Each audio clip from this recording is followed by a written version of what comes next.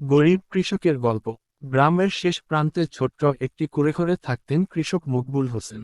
তার জমি ছিল মাত্র 1 বিঘা, তাও নদীর ধারে।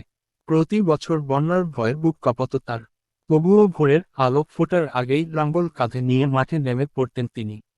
মকবুলের সংসারে ছিল স্ত্রী আমিনা আর 2 ছোট সন্তান। দিন শেষে যা রোজগার হতো তা দিয়েই কোনোমতে চাল ডাল জুটত। নতুন কাপড় বা ভালো খাবার ছিল তাদের জন্য বিলাসিতা। তবুও মকবুল কখনো হতাশ হননি। তিনি বিশ্বাস করতেন, পরিশ্রম কখনো বৃথা যায় না। এক বছর হঠাৎ করে ভয়াবহ খরা দেখা দিল। ফসল শুকিয়ে যেতে লাগলো।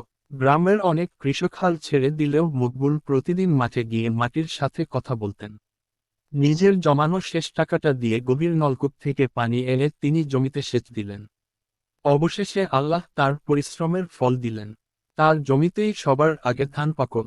সেই বছর মকবুল শুধু নিজের সংসারই চালাননি, বরং প্রতিবেশী 2 জন দরিদ্র কৃষককেও সাহায্য করেছিলেন।